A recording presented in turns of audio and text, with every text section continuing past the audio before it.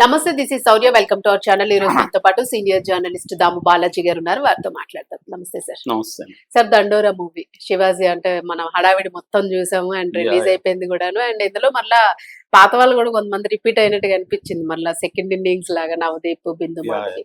ఎట్లా ఉంది sir movie concept and review? దండోరా శివాజీ వ్యాఖ్యల వల్ల బాగా పాపులర్ అయింది. శివాజీ ఆ మేరకు సక్సెస్ అయినట్టుగా అర్థమవుతుంది. సో అయితే సినిమా విషయానికి వస్తే ఎటువంటి కాంట్రవర్సీలు ఉన్నప్పటికి కూడా సినిమాలో విషయం ఉంటేనే ఆ సినిమా ఆడుతుంది, లేకపోతే ఆడదు. ఊరికే పబ్లిసిటీకి పనికి రావచ్చేమో కానీ అంతకంటే ఏం పనికిరాదు. సో ఈ నేపథ్యంలో శివాజీ, నవదీప్, తర్వాత నందు, రవికృష్ణ, బిందు మాధవి, మంచి కాస్టింగ్ అయితే ఉంది దీంట్లో. అలాగే టెక్నికల్ గా విషయానికి వస్తే మురళీకాంత్ డైరెక్టర్, తర్వాత Ravichandra Banerjee producer, mark robin music చేశాడు, వెంకట ఆర్ శాఖమూరి కెమెరా చేశాడు. కథ విషయానికి వస్తే ఇది 2004 నుంచి 2019 వరకు ఈ పీరియడ్ లో జరిగే ఒక స్టోరీ. ఇది ఉమ్మడి ఆంధ్రప్రదేశ్ లో మెదక్ జిల్లాలో తుళ్ళూరు అనే గ్రామంలో జరుగుతుంది. ఇది బేసిక్ గా అంతిమ యాత్ర చుట్టూ జరుగుతుంది. నిజానికి దీనికి అంతిమ యాత్ర అని కూడా పేరు పెట్టాలనుకున్నాము అని చెప్పారు. సో తర్వాత దండోరా అని మార్చారు. దండోరా అనేది కూడా మనం చావు డప్పు అంటాం కదా, ఆ సింబాలిక్ గా వీళ్ళు పెట్టారు. నిజానికి దండోరా అనేది అంతకుముందు నారాయణమూర్తి కూడా తీశాడు, బట్ ఇది డిఫరెంట్ కాన్సెప్ట్. ఈ మధ్య కాలంలో ఏమవుతుందంటే తమిళ్లో ఎప్పటి నుంచో కూడా దళిత సినిమా అనేది ఒక సపరేట్ జాన్రాగా అక్కడ ఎవాల్వ్ అయింది. వెట్రిమారన్ దగ్గర నుంచి మారి సెల్వరాజు వరకు అక్కడ చాలా మంది దళిత సినిమాని చాలా క్లియర్ గా, అంటే కులంలో కుల రక్కస్ ఎలా ఉంటది, అందులో దళితుల పరిస్థితి ఏంటి అన్న యాంగిల్లో అక్కడ ఎక్కువ తీస్తారు. ఇక్కడికి వచ్చేసరికి ఇక్కడ కమ్యూనిస్ట్ ఉద్యమం, సామాజిక ఉద్యమాలు మిగతా ఉండడం వల్ల కుల ఉద్యమం అనేది, దళిత ఉద్యమం అనేది వెనక పడింది ఇక్కడ. అంటే మనకి చుండూరు, కారంచేడు ఇలాంటివి జరిగినప్పటికి కూడా వీటి మీద పెద్దగా సినిమాలు రాలేదు. నారాయణమూర్తి ట్రై చేశాడు కానీ పెద్దగా అది పాపులర్ సినిమాల్లో రాలేదు. ఇప్పుడు ఈ మధ్య కాలంలో వస్తున్నాయి. కులాన్ని ఆధారం చేసుకొని ఈ మధ్య కాలంలో మనకు తెలుగులో కూడా సినిమాలు వస్తున్నాయి. ఇది కూడా అలాంటి సినిమానే. అయితే వీళ్ళు కొద్దిగా వెనక్కి వెళ్ళి పీరియడ్ పెట్టుకున్నారు. ఇప్పుడు మరీ మోడర్నైజ్ అయిపోయింది కాబట్టి ఇప్పుడు కాకుండా, సో మోడర్న్ పీరియడ్ తీసుకుంటే ఇప్పుడు కొంత చేంజెస్ గ్రామాల్లో వచ్చాయి కాబట్టి 2004 నుంచి 2019 వరకు ఆ పీరియడ్ని తీసుకొని కథ చెప్పారు. బేసిక్గా కథ ఏంటంటే, ఒక ఊర్లో దళితులు, అంటే క్లియర్ గా దళితులు అని చెప్పలేదు కానీ తక్కువ కులం ఎక్కువ కులం అన్నట్టుగా మాట్లాడారు. సో ఏదేమైనా మనం దళితులు అనుకున్నాం. దళితులు చనిపోతే ఊరి చివరిలో వాళ్ళకి వాళ్ళ ఇళ్ళు కూడా ఊరి చివరిలో ఉంటాయి. సో ఊరి చివర వాళ్ళు ఒక మొసలి ఆవిడ శవాన్ని తీసుకొని వెళ్ళడంతో కథ స్టార్ట్ అవుతుంది. అక్కడే ఇంట్రడ్యూస్ చేస్తాడు ఇష్యూని కూడా. అంటే మన మామూలుగా చావు అనేది మనిషికి ఇచ్చే ఒక ఆఖరి మర్యాద, అది కూడా ఎలా వెళ్తుంది, మన బతుకులైనా చావులైనా ఊరి చివరిలోనే ఉంటాయి అన్న విధంగా డైలాగ్స్ తో వాళ్ళు అలసిపోయి మధ్యలో ఆగడం అక్కడ నుంచి స్టార్ట్ అవుతుంది. సో ఈ క్రమంలో ముందుకి వెనక్కి వెళ్తా ఉంటుంది కథ. అందులో ప్రధానంగా ఏంటంటే శివాజీ ఒక అప్పర్ కాస్ట్ అతను చాలా మంగపతి 2 క్యారెక్టర్ లాంటిది, అంటే చాలా కుల పిచ్చి ఉన్న అతను. సో వాళ్ళ కూతురు సోకాళ్ళు తక్కువ కులం అతన్ని లవ్ చేసినప్పుడు అతను ఎలా బిహేవ్ చేశాడు, ఫలితంగా ఆ అబ్బాయి ఎలా చనిపోయాడు, ఈ విషయాలంతా జరుగుతుంటాయి. మామూలుగా అయితే కులాలకు సంబంధించింది పేద కులాలు లేకపోతే దళితుల కష్టాలు చూపించడం, ఆ పాయింట్ ఆఫ్ వ్యూలో ఎక్కువ సినిమాలు వచ్చాయి. ఇందులో కొత్తదనం ఏంటంటే ఈ అప్పర్ కాస్ట్ పాయింట్ ఆఫ్ వ్యూలో, అంటే ఎవరైతే హత్యకు గురయ్యాడు, హత్యకి కారణమైన వ్యక్తి లైఫ్ చుట్టూ ఈ కథ ప్రధానంగా ఉంటుంది.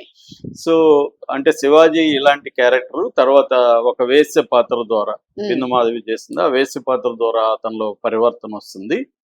3 ఏళ్ళ తర్వాత పరివర్తన వల్ల అతను పశ్చాత్తాపంతో వస్తుంది. దాని తర్వాత అతను చనిపోతాడు. చనిపోయినప్పుడు అతని శవాన్ని కూడా వీళ్ళు ఊర్లో గుండా తీసుకెళ్లి ఊరి శ్మశానంలో దహనం చేయడానికి ఒప్పుకోరు. సో ఒప్పుకోనప్పుడు వాళ్ళ కొడుకు, అంటే నందు క్యారెక్టర్ చేశాడు, అలాగే కూతురు పేరు సుజాత ఒక ఊరి ప్రెసిడెంట్ నవదీప్ ఉంటాడు. సో వీళ్ళు ఎలా పోరాడారు దాని చుట్టూ ఈ కథ నడుస్తుంది అన్నమాట. అంటే ప్రధానంగా ఒక అంతిమ యాత్ర అనే కాన్సెప్ట్ చుట్టూ ఈ సినిమా నడుస్తుంది. అవును. అయితే ఇది కొద్దిగా డాక్యుమెంటరీ అయిపోయే అవకాశాలు ఉన్నాయి మామూలుగా అయితే. అవును. అయితే దీంట్లో లవ్ స్టోరీ, కులాలకు సంబంధించి ఎలాంటి ఇవి ఉంటాయి. ఫైనల్‌గా అలాంటి ఒక అగ్రకులం అతను ఒక అహంకారపూరితమైన అగ్రకుల వ్యక్తి మారి చనిపోయినప్పటికి గూడా అతన్ని గూడా వీళ్ళు ఆహ్, దళితుల్లాగా ఎలా చూస్తారు. హ్మ్. ఈ కాన్సెప్ట్‌తో ఈ సినిమా తీశారు. ఓకే. ఇది నిజానికి చాలా రియలిస్టిక్ సబ్జెక్టు.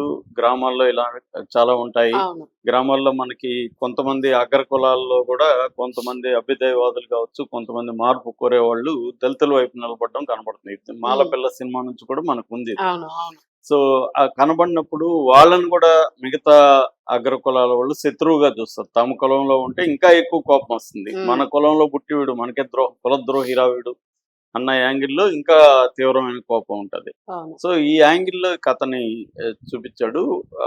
సో, అసలు ఇలాంటి పాయింట్ తీసుకొని ఇలాంటి కథ చేయడాన్ని చేయడం. డైరెక్టర్‌ని ఖచ్చితంగా మనం అభినందించాలి. ఒక సాహసమే అని చెప్పాలి. హ్మ్.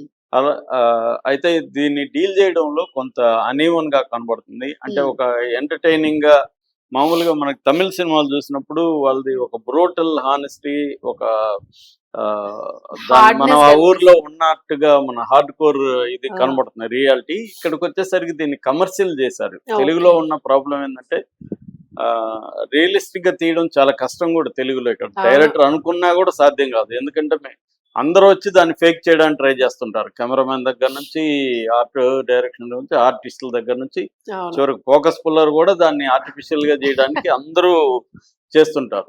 సో, కానీ ఇక్కడ ఆర్ట్ డైరెక్షన్ ఒకటైతే బాగుంది. హ్మ్. మిగతా అంతా కూడా ఒక కమర్షియల్ ఎలిమెంట్ పెట్టుకోవడం వల్ల రియలిజం, ఒక బ్రూటల్ హానెస్టీ అనేది మిస్ అయింది. హ్మ్.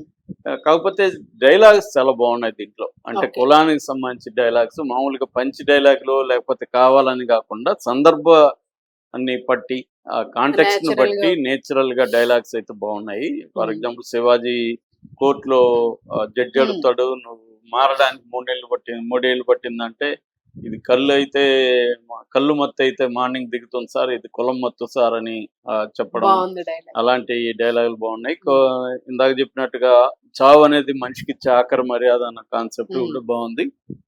అలాగే చాలా విషయాలు బాగున్నాయి గానీ, అనీవెన్‌గా ఉంది. అంటే కొన్ని చోట్ల ఇదంతా తెలిసిందే గదా అన్న ఫీలింగ్ ఉంది మనకి. ఫీలొస్తుంది. కొత్తదనం కనబడలేదు. ఎందుకంటే ఇవన్నీ చూసినాం మనం చాలా చోట్ల. హ్మ్. అదే ప్రాబ్లమ్ అదే కనపడుతుంది. మామూలుగా ఎప్పుడైనా గూడా రొటీన్ తెలిసిన విషయాన్ని చెప్తున్నప్పుడు స్క్రీన్ ప్లే ఇంట్రెస్టింగ్‌గా హ్మ్. ఉండాలి. క్యారెక్టరైజేషన్స్ ఇంట్రెస్టింగ్‌గా ఉండాలి. తమిళోళ్ళు ఆ పని చేస్తారు. వాళ్ళెప్పటికప్పుడు క్యారెక్టరైజేషన్స్ కొత్తదనం చూపిస్తూనే ఉంటారు. అవన్నీ ఎక్కడికక్కడ హ్మ్. చూపిస్తారు.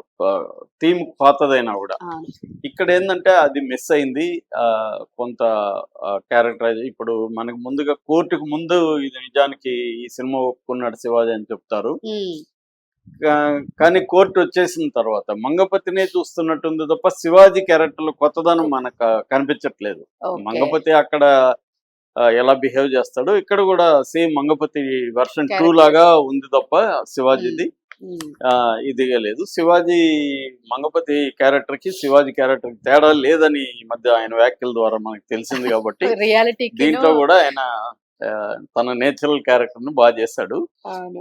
నో డౌట్ శివాజీ మంచి నటుడు. హ్మ్. సినిమా పరంగా మనకు ఆయన బయట ఏం మాట్లాడాడనేది డైలాగ్ సినిమాకి వెర్షన్ బానే సంబంధం ఉంది. లేదు కాబట్టి, దాన్ని మనం అక్కడ ముడిపెట్టాల్సిన అవసరం లేదు. హ్మ్. బట్ శివాజీ చాలా చేశాడు దీంట్లో. మంచి స్కోప్ గూడా ఉంది. హ్మ్. అట్లాగే 'నందు' కొత్త వాళ్ళా సార్ ఇప్పుడు వాళ్ళిద్దరు? హీరో, హీరోయిన్స్ రవికృష్ణ ప్రేమించుకున్నారు. చేసినోళ్ళే వాళ్ళు. హ్మ్. ఉన్నోళ్ళే. కానీ చేశారు. క్యారెక్టర్‌లు వాళ్ళు గూడా మంచి స్కోప్ ఉంది. చేశారు. నందు చేశాడు. హ్మ్.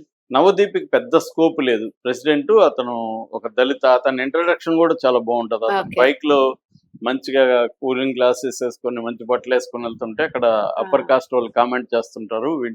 ఓకే. వీడు దళితుడుగా ఉండి వీడు ఎట్లా వెళ్తున్నాడని. దాని తర్వాత 'జై భీమ్' అనేది రివీల్ అవుతుంది. అంటే ఆ! ఇతను దళితుడు అనేది తెలుస్తుంది. హ్మ్. అతను అప్పర్ కాస్ట్ ఏమో అనుకున్నట్టుగా ఉంటది బిల్డప్. హ్మ్. అలాగే ఇవన్నీ నేను పర్సనల్‌గా పౌర హక్కుల సంఘంలో పనిచేసినప్పుడు గూడా అనేక కుల దాడులకు సంబంధించి మేము ఫ్యాక్ట్ ఫైండింగ్‌కి వెళ్ళినప్పుడు గూడా అగ్ర కులాలోళ్ళు ఇలాగే ఫీల్ అయ్యేవాళ్ళు. మా హ్మ్. కళ్ళ ముందే వాడు తెల్ల బట్టలేసుకొని, వాచ్ కట్టుకొని 10 సార్లు ఇలా ఇలా తిరుగుతాడు సార్ మాకు కోపం రాదా? అని మాట్లాడిన వాళ్ళు చాలా మంది అవునా? నేను చూసాను పర్సనల్ గా కూడా. ఇప్పటికీ ఊర్లలో కొన్ని చోట్ల సో ఉన్నాయి ఆ ఇవి. యాంగిల్ లో ఇది బాగా చేశారు. ఉమ్, కాకపోతే ఒక సినిమా పరంగా వచ్చేసరికి మనకి ముఖ్యంగా తెలుగు ఆడియన్స్ కి ఏంటంటే నువ్వు దళితుల గురించి చెప్తున్నావా లేకపోతే అప్పర్ కాస్ట్ చెప్తున్నావా మాకు అనవసరం, సినిమా బాగుందా లేదా అనేది అవును. మన వాళ్ళు ఎక్కువ చూస్తారు. ఆ యాంగిల్ లో తీసుకున్నప్పుడు ఇది సినిమా పరంగా పెద్ద ఎంటర్టైనింగ్ అయితే లేదని చెప్పాలి. ఉమ్, సో మ్యూజిక్ బాగుంది దీంట్లో, దమ్ దమ్ డండోర్ అనే సాంగ్ బాగుంది. ఉమ్, అట్లాగే విజువల్స్ కూడా నేచురల్ గా విజువల్స్ కూడా చాలా బాగా వచ్చాయి. ఉమ్. ఓవరాల్ గా నా రేటింగ్ 2.5 అవుట్ ఆఫ్ 5. 2.5 వేశారు. Yeah, okay. అంటే మనం అనుకున్నట్టు ఈ లవ్ స్టోరీ ఏదైతే ఉందో ఇది ఎవ్రీ అవన్నీ కాన్సెప్ట్ పాతగా పాత ఉన్నాయి. కాన్సెప్ట్. మేజర్ గా అంటే కాన్సెప్ట్ బాగుంది కానీ దాని ఎగ్జిక్యూషన్ గొప్పగా లేదు. Thank you sir. Thank you.